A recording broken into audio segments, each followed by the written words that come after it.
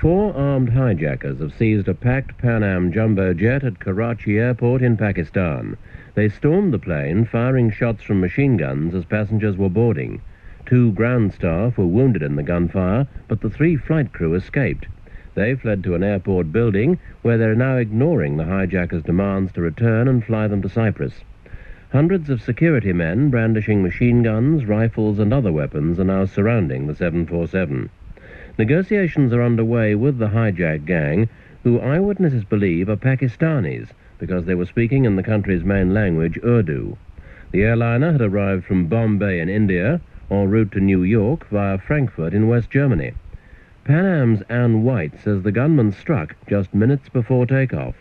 While it was in the process of being reboarded at Karachi, 4 armed men dressed as security guards boarded the aircraft and demanded that they be flown to Cyprus. At the present time, we don't have any more word. We're checking at the moment, but there are 280 passengers and 13 flight attendants on board.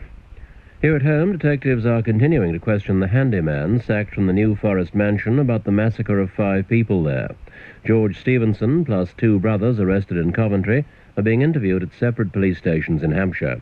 The former servant turned himself in after a pub crawl in which he met a palm reader who urged him to talk to the police. From Hampshire, Lisa Hamperley. Stevenson sipped pint after pint of bitter, played pool, had his fortune told, and went with 2 women for a candle-lit supper in their tent in the New Forest before giving himself up.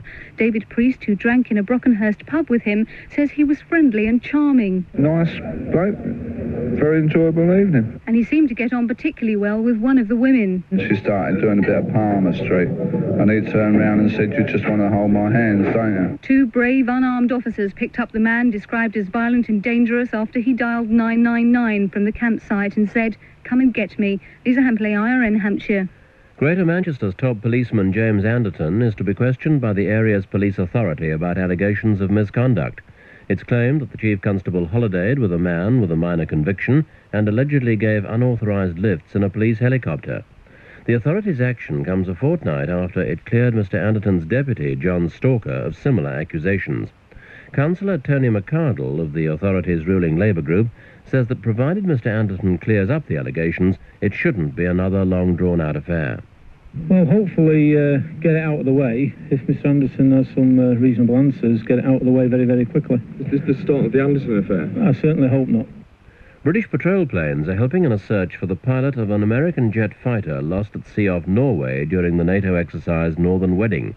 The light attack plane, operating from the nuclear-powered aircraft carrier Nimitz, went down about 50 miles off the coast of Norway yesterday. Independent Radio. West Yorkshire Police have cracked a shoplifting ring in Wakefield and 20 people have been arrested after an operation codenamed Dresser. Inquiries are continuing this morning and a police spokesman says there could be further arrests. Philip Connell reports. Police estimate that Wakefield stores were losing £12,000 a month because of the thieves' activities. 8 youths aged between 16 and 18 were remanded in custody for a week, 2 in the care of the local authority, the others to police cells. A man and 2 women accused of receiving and handling stolen property were granted bail until the 10th of October. 9 others were given bail. A Featherstone woman is hoping against hope that her 2 teenage daughters, who vanished without trace 13 months ago, will turn up large as life when she remarries in Pontefract today. 18-year-old Debbie Fletcher and her sister Jackie, aged 17, disappeared after going for a paddle in a dinghy off the North Yorkshire coast. They haven't been seen since, but their mother Joan, who today marries engineer John Haig, prays daily that they're still alive. She says it'd be marvellous if they turned up at the wedding, and if she thought for a single moment that her daughters are dead, she says she couldn't cope. I want them back walking. I want them back to walk in, you know. I don't want them back on a slab.